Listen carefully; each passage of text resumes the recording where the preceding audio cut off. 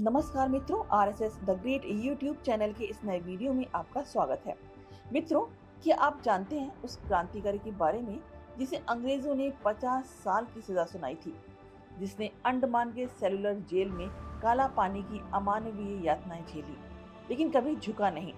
आज हम बात करेंगे महान स्वतंत्रता सेनानी विनायक दामोदर सावरकर की, यानी वीर सावरकर की। वीर सावरकर का जन्म 28 मई 1883 को महाराष्ट्र के नासिक के बघोर गांव में हुआ था। बचपन से ही उनमें देशभक्ति की भावना कूट कूट कर भरी हुई थी, लेकिन उनका जीवन आसान नहीं था। उनके पिता का नाम दामोदर पंत और माता का नाम राधाबाई था। छोटी उम्र में ही माता पिता का निधन हो गया। इनके दो भाई गणेश सावरकर और नारायण सावरकर और एक बहन नैनाबाई थी। उनके बड़े भाई गणेश ने परिवार के पालन पोषण का काम संभाला। दुख और कठिनाई की इस घड़ी में गणेश के व्यक्तित्व का विनायक पर गहरा प्रभाव पड़ा। इन कठिन परिस्थितियों में भी उन्होंने अपनी पढ़ाई जारी रखी। उन्होंने नासिक के शिवाजी हाई स्कूल से 1901 में मैट्रिक की परीक्षा पास की। इसके बाद उन्होंने पुणे में फर्ग्यूसन कॉलेज से शिक्षा प्राप्त की, जहां उनके विचार और भी क्रांतिकारी बन गए। छात्र जीवन में इन पर लोकमान्य तिलक के समाचार पत्र केसरी का बहुत प्रभाव पड़ा। इन्होंने भी अपने जीवन का लक्ष्य देश की स्वतंत्रता को बना लिया। 1905 में उन्होंने विदेशी वस्तुओं के बहिष्कार का आंदोलन चलाया। जब तीनों चापेकर बंधुओं को फांसी हुई तो उन्होंने एक मार्मिक कविता लिखी। फिर रात में उसे पढ़कर वो स्वयं ही हिच्कियां लेकर रोने लगी। इस पर उनके पिताजी ने उठकर उन्हें चुप कराया। सावरकर जी सशस्त्र क्रांति के पक्षधर थे। उनकी इच्छा विदेश जाकर वहां से शस्त्र भारत भेजने की थी। अतः वो श्यामजी कृष्ण वर्मा द्वारा दी जाने वाली छात्रवृत्ति लेकर ब्रिटेन चले गए। लंदन का इंडिया हाउस उनकी गतिविधियों का केंद्र था। वहां रहने वाले अनेक छात्रों को उन्होंने क्रांति के लिए प्रेरित किया। कर्जन वायली को मारने वाले मदन लाल धींगरा उनमें से एक थे। उनकी गतिविधियां देखकर ब्रिटिश पुलिस ने उन्हें 13 मार्च 1910 को पकड़ लिया। उन पर भारत में भी अनेक मुकदमे चल रहे थे, अतः उन्हें मोरिया नामक जलयान से भारत लाया जाने लगा। 10 जुलाई 1910 को जब वो फ्रांस के मोरसेल्स बंदरगाह पर खड़ा था, तो वो शौच के बहाने शौचालय में गए और वहां से समुद्र में कूदकर तैरते हुए तट पर पहुंच गए। तट पर उन्होंने स्वयं को फ्रांसीसी पुलिसकर्मी के हवाले कर दिया। उनका पीछा कर रहे अंग्रेज सैनिकों ने उन्हें फ्रांसीसी पुलिस से ले लिया।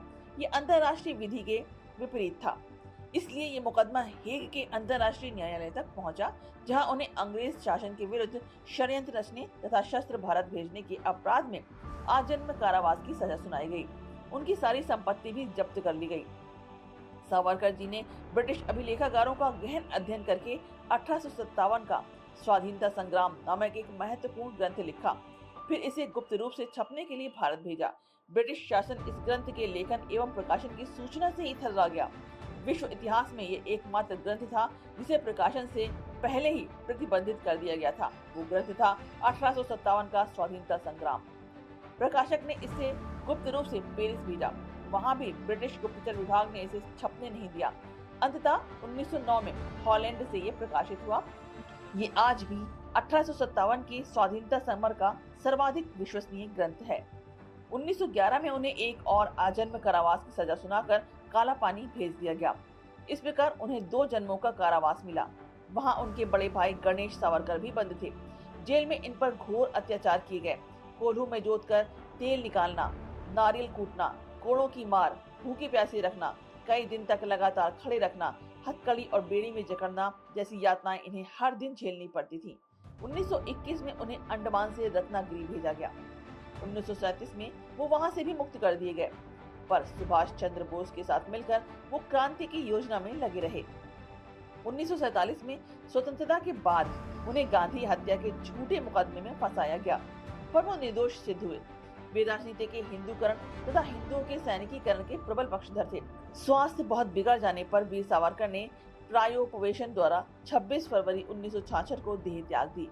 वीर सावरकर न सिर्फ एक क्रांतिकारी थे, बल्कि एक भाषाविद, बुद्धिवादी, कवि, अप्रतिम क्रांतिकारी, दृढ़ राजनेता, समर्पित समाज सुधारक, दार्शनिक, दृष्टा, महान कवि और महान इतिहासकार और ओजस्वी वक्ता भी थे। उनके इन्हीं गुणों ने महानतम लोगों की श्रेणी में उच्च पायदान पर लाकर उन्हें खड़ा कर दिया। हिंदू राष्ट्र की राजनीतिक विचारधारा को विकसित करने का बहुत बड़ा श्रेय सावरकर को जाता है। वो हिंदू संस्कृति में जातिवाद की परंपरा का विनाश करना चाहते थे। सावरकर के लिए हिंदुत्व का मतलब ही एक हिंदू प्रधान देश का निर्माण करना था। वीर सावरकर का जीवन संघर्ष, साहस और राष्ट्रभक्ति की मिसाल है। उनके विचारों पर मतभेद हो सकते हैं, लेकिन राष्ट्र के लिए उनका योगदान हमेशा याद रखा जाएगा। तो मित्रों, ये वीडियो आपको कैसा लगा, इसके बारे में कमेंट करके जरूर बताइएगा। अगले वीडियो की सूचना के लिए इस चैनल को सब्सक्राइब, लाइक और बेल आइकन दबाना ना भूलिएगा। इसी के साथ हम आपसे विदा लेते हैं और आगे हाजिर होंगे एक नए वीडियो के साथ। तब तक के लिए नमस्ते।